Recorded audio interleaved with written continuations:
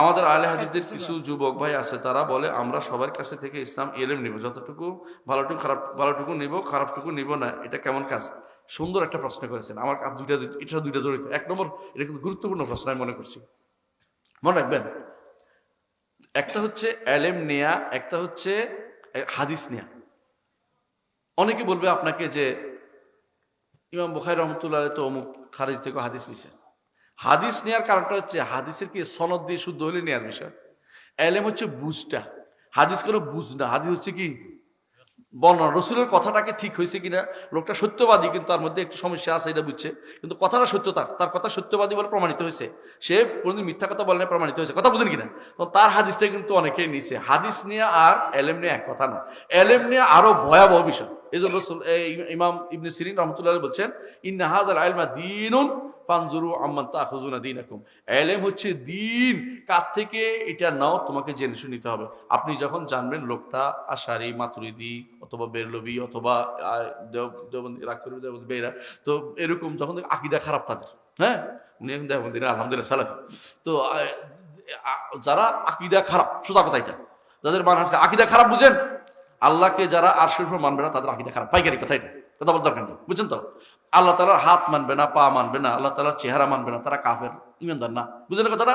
যত তাবিলে করুক না কেন, তাবিল করলে কাফের না হলে ফাসিক হবে সর্বোচ্চ, এর বাইরে যাবে না। কিন্তু অস্বীকার করার কোনো জোর নাই। আল্লাহ তাআলা অবশ্যই তার চেহারা সাব্যস্ত করেছে, কোরআন হাদিসে সাব্যস্ত করতে হবে। তাহলে যেই ব্যক্তি আল্লাহ তাআলা থেকে আল্লাহ তাআলার এলেমটাকে খারাপ লোক থেকে নেবে, সে কিন্তু শুধরে নিতে পারবে না। একজনের উদাহরণ দিয়ে বুঝতে পারবেন। ইমাম বাইহাকী রহমতুল্লাহ, নাম শুনেছেন?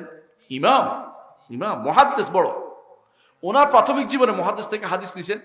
শেষ জীবনে এসে ওনারা কে বলছিল যে ইবনে ফুরাক থেকে একটু পড়ে আসলে তোমার এলেমটা তাজা হবে, শক্ত হবে। আমাদের দেশে মনে করে না যে মুখখানে না পড়লে হুজুর ভালো এলেম হয় না, ভালো এলেম হয়, আলেম হয় না। এই জন্য কেউ কেউ দেখবেন দেওবন্দি মাদ্রাসায় পড়াইতে নেই, বুঝলেন তো? তো ওখানে পড়াইতে গেছে, ইবনে ফুরাকে কি করছে, তাবিল করতে অনবরত, হাদিস আল্লাহ সিফাত মানত না। ইমাম বাইহাকী শেষ জীবন পর্যন্ত ভুলের মধ্যে ছিল, বের হইতে পারেন এর থেকে। ইমাম বাইহাকী এই ভুলটা করেছে। মুহাদ্দিসদের মধ্যে আপনি আর কাউকে এত ভুলের কোনোদিন ভুলের মধ্যে দেখবেন না, ইমাম বাইহাকী এই ভুলের মধ্যে করেছে, কারণ তিনি কি খারাপ ওস্তাদের কাছে পড়ছেন। এই জন্য এলেম নেওয়ার ক্ষেত্রে অবশ্যই আপনাকে দেখতে হবে ওস্তাদ কি সহি আকীদার কিনা, ওস্তাদ বিশুদ্ধ মানহাজের কিনা। যদি খারাপ মানহাজের, তার থেকে এলেম নেবেন না, দয়া করে, কোনো দরকার নাই। এলেম এত কঠিন কিছু না। এলেম কয়টা জিনিস আমরা বলেছি আপনাকে, কি কি বলেছি? 11টা জিনিস প্রত্যেকে শিখতে হবে। কয়টা? ইমানের কয়টা? 6টা। ইসলামের কয়টা? 11টা জিনিস। যদি আপনি সুন্দরটা নেন, অসুবিধা কি? বই আছে এখন, যে কোনো সময় নিতে পারেন। বিস্তারিত ফেকার মাসলা শিখার জন্য আপনি যে কোনো মাসলা চাইতে পারেন, সমস্যা নেই এটা। কিন্তু ফেকার মাসলা যদি আকীদা ঢুকাই নষ্ট করে তো শেষ করে দিবে আমাদের। সেটাও আপনাকে বিশুদ্ধ আকীদা, আলহামদুলিল্লাহ এখন অনেক বই আছে, সেখান থেকে নিতে পারেন। আমাদের মাশায়েখরা আছেন যুগ যুগ ধরে, যারা কি করে, যেটা বিশুদ্ধ সবচেয়ে বেশি আমল করতে বলে আমাদেরকে, আমরা সেটা আমল করতে পারি। তাহলে আমরা কেন এই বেদাতীদের কাছে এলম শিখতে হবে? বেদাতী কোনো সন্দেহ নেই। যেই ব্যক্তি আল্লাহর সিফাতের ক্ষেত্রে উল্টাপাল্টা করে, তারা বেদাতী, এরা বেদাতী, কোনো সন্দেহ নেই। যে ব্যক্তি আল্লাহর দ্বীনের ক্ষেত্রে উল্টাপাল্টা বুঝতে, তারা বেদাতী। যারা বলবে রাসূলুল্লাহ সাল্লাল্লাহু আলাইহি ওয়াসাল্লাম তারা দুনিয়ার জীবনে জীবিত আছে, তো কাফের, ইমানদার না। আল্লাহ কোরআনের বিরোধিতা করতেছে, রাসূলের হাদিসের বিরোধিতা করতেছে, ইজমার বিরোধিতা করতেছে। এরা যারা বলবে রাসূলুল্লাহ সাল্লাল্লাহু আলাইহি ওয়াসাল্লাম দুনিয়ার জীবনে জীবিত, হ্যাঁ, রাসূলের এক জীবন, এটা কোন জীবন আছে? কবরের জীবন, আখিরাতের জীবন। সেই জীবনের সাথে দুনিয়ার জীবনের কোনো সম্পর্ক নাই। রাসূলুল্লাহ সাল্লাল্লাহু আলাইহি ওয়াসাল্লাম আমাদেরকে দেখেন না, রাসূলুল্লাহ সাল্লাল্লাহু আলাইহি ওয়াসাল্লাম আমাদের কথা শুনেন না। কেউ যদি মনে করে শুনেন, দেখেন, এবং কেউ তো মনে করে কি রাসূল হাজির হন, তারা কি করে চেয়ার একটা বসায় রাখেন।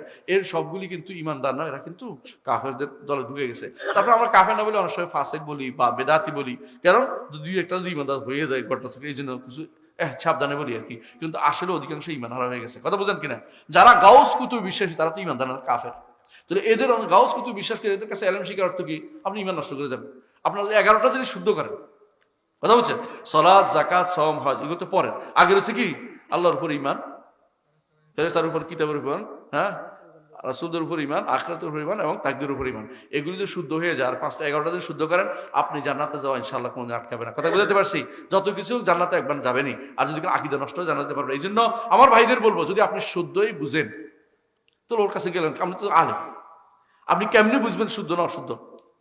আপনি যে বলছেন যে আপনি সবার কাছ থেকে ভালোটা নেবে, ভালো মন্দ বুঝার জ্ঞানটা আপনি হইলেই তো আপনি ওখানে যাবেন। ভালো মন্দ বুঝতে হয়নি আপনার এখনো, নইলে আপনি আলেম শিক্ষক গেছেন, কিন্তু আপনি তো আলেম হয়ে গেছেন, বুঝা যাবে। ভালো মন্দর জ্ঞানটা আপনি বুঝতে হবে আলেমদের কথা দিয়ে, ইমাম বুখারীর কথা দিয়ে বুঝবেন যে অমুক খারাপ ছিল, ইবনু কোল্লাবরা খারাপ ছিল, বুঝেন কিনা? ইমাম বুখারীর সময় আশারি মাতুরিদের আসে নাই, ইবনু কোল্লাবিয়া ফেরকাটা ছিল তখনকার সময়। তারা যে খারাপ ছিল ইমাম বুখারী কথা দিয়ে বুঝবেন। আপনি নিজে নিজে বুঝতে পারলে তো আর বুখারী লাগতো না ভাই, কথা বুঝেন কিনা? যেটা বুঝতে হবে আপনাকে, আপনি নিজে যদি মনে করেন যে আমি ভালোটা নিব খারাপটা ছেড়ে, ভালো মন্দ বুঝার জ্ঞান আপনার হয়ে গেছে কিনা এটা তো পরের কথা। যদি হয়েই যায় তো খারাপটা নিবেন কেন, শুনবেন কেন? এটা ভালোটা তো আপনার জানাই আছে। শুধু এই কথাটা একদম ভুয়া।